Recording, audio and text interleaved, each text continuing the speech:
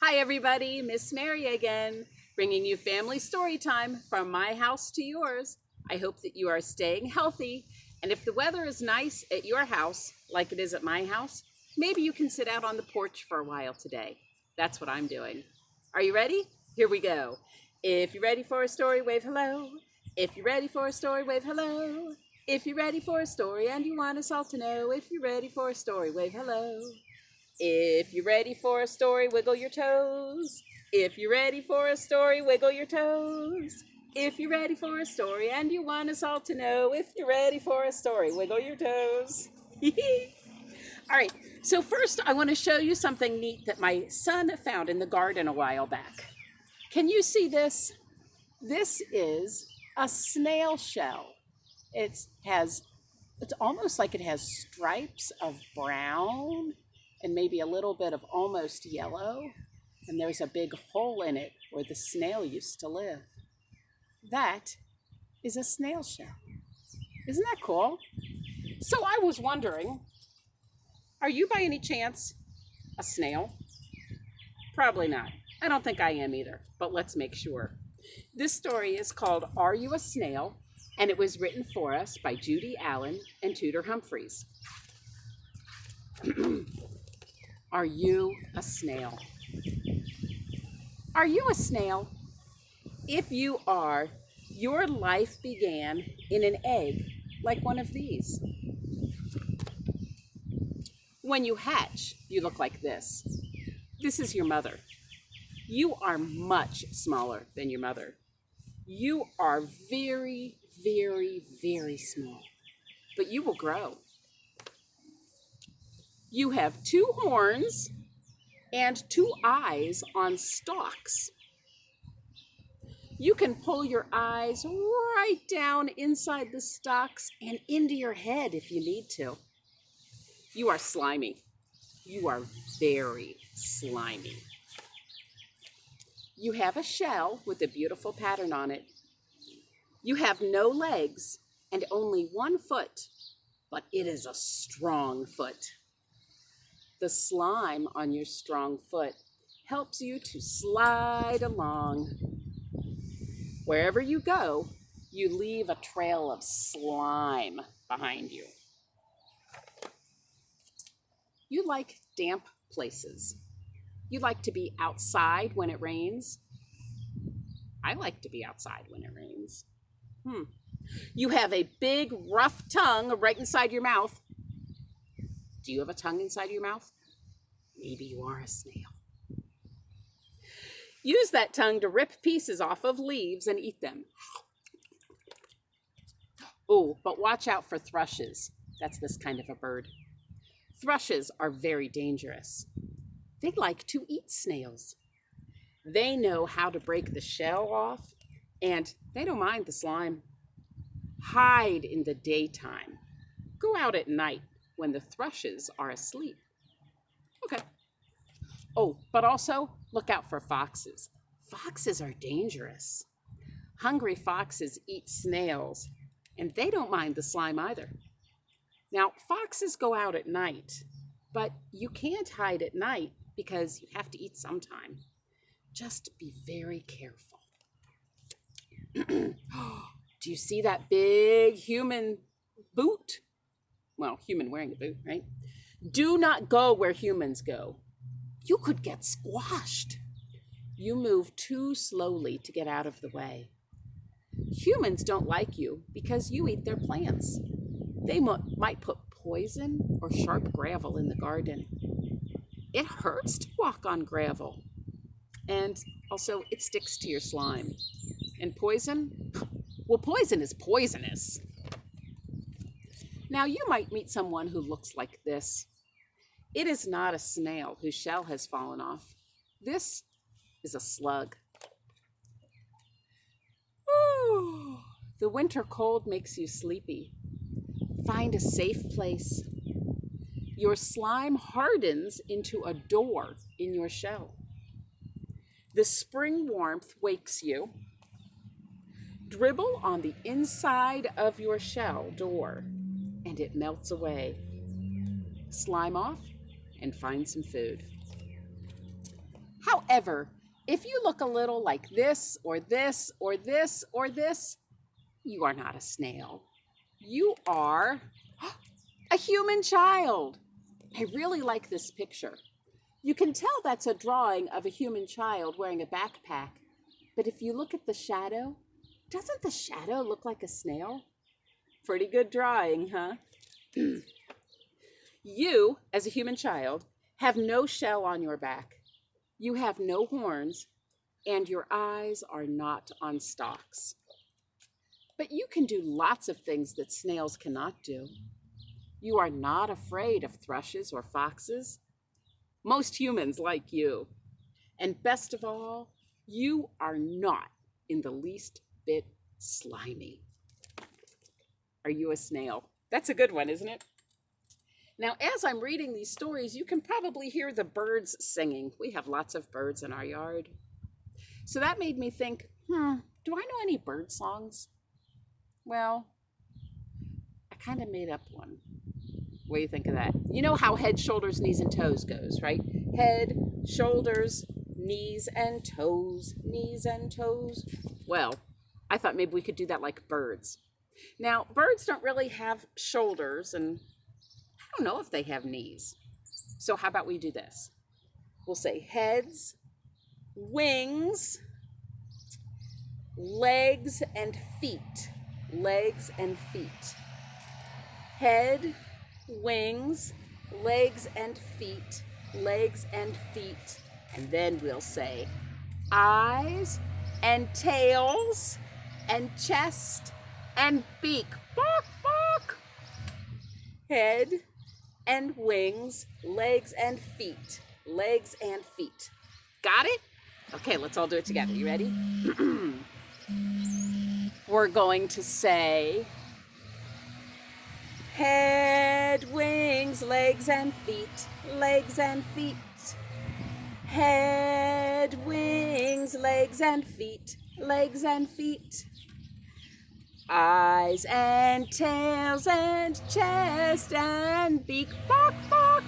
Head, wings, legs and feet. Legs and feet. Wasn't that fun? I like that one. All right. I hope you can hear me over my neighbor's lawnmower and weed whacker. Sure is noisy, huh? All right. So I have a story for us about cats and dogs. Do you have a dog at your house? Raise your hand if you have any dogs at your house. Okay, that's quite a few people. Now raise your hands if you have any cats at your house. There's a lot of us with cats too, huh?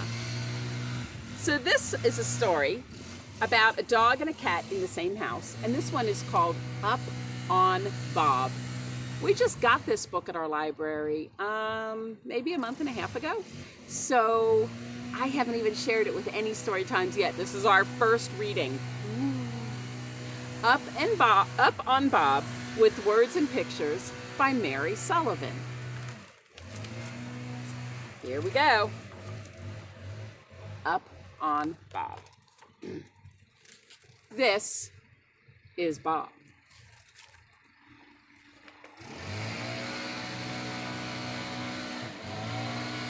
Up on the bed, Bob has work to do. Now, if you look at this bed, you can see that it's made all nice and neat with the blankets and sheets tucked in. And there's a doll, and there's another stuffed animal.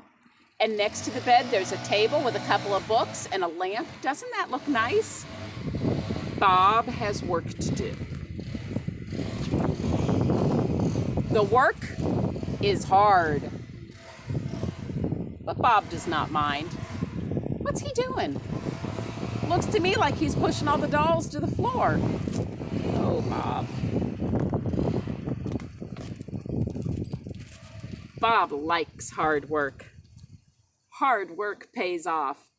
Look at Bob. He's crawling under the covers, for heaven's sakes. Ah, there. Now everything is perfect.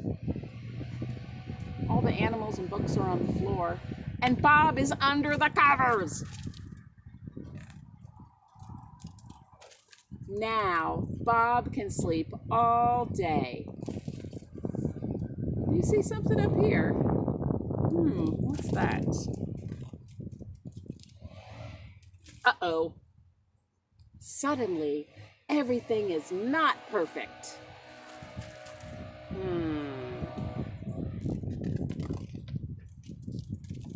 Someone is watching Bob. Bob cannot sleep if someone is watching. Shh. Lie still, Bob. Pretend you are sleeping. Maybe someone will go away. You see that cat up there?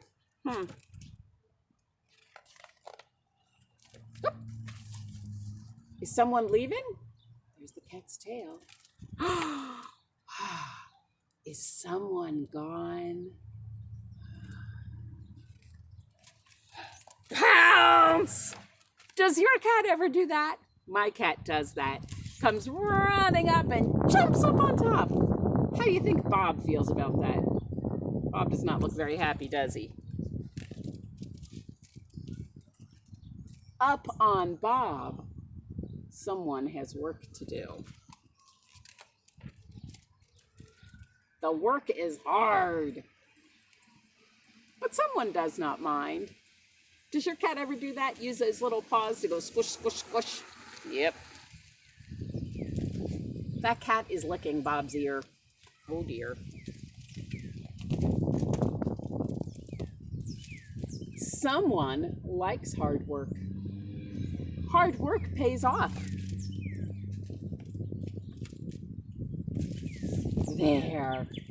Now everything is perfect.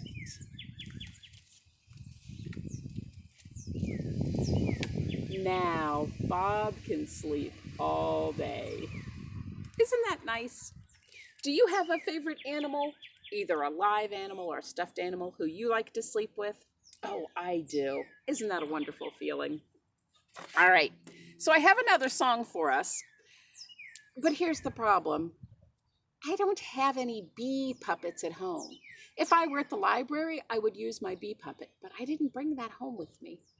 So, for our bee song, well, we're going to change it to a sheep song, because that's what I have.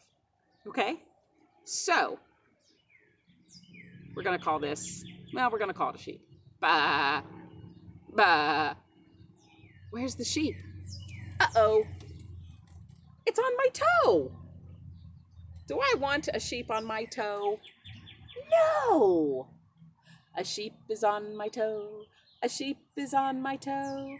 Hi-ho, now help me blow.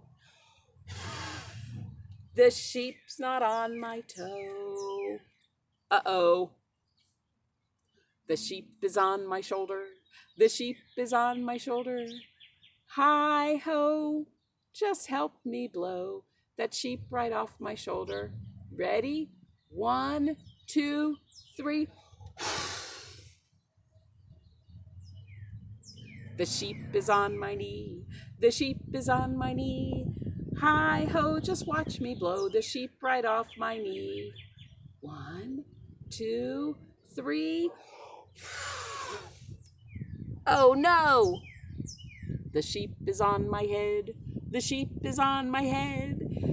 Hi-ho, help me blow that sheep right off my head. 1, 2, 3. The sheep is in my hand. The sheep is in my hand. Hi-ho, help me blow that sheep right off my hand. Oh, and the sheep is all gone. Thank goodness. Who wants to have a sheep sitting on their hand? Not me. All right. Well, thanks again for sharing stories and songs with me today. How about for our exercise, for our activity this time, how about you draw a picture of an animal? Because we talked about a lot of them, right? We had the sheep, which was pretending to be a bee. We had the cat and the dog in the book Up on Bob. We had the snails. And remember, we have that really cool snail shell. And in case you didn't notice, my socks have animals too. This one I thought was a fish, and then my friend, who's a fish scientist, said, "Oh no, Miss Mary, that's a trout," which is a kind of fish. And on this foot, I have an octopus. Isn't that silly? So how about you draw a picture of an animal and see if your grown-up can put it down there in the comments. I would love to see your pictures. I really miss seeing your artwork. But I know that before too long, we'll all get together again in the same place and we can share our songs and stories and crafts together. All right, let's sing our goodbye song. See you later, alligator, after a while, crocodile. Give a hug, ladybug, blow a kiss, jellyfish. See you soon, big baboon, out the door, dinosaur. Take care, polar bear, wave goodbye, butterfly. Bye-bye, everybody. See you next time.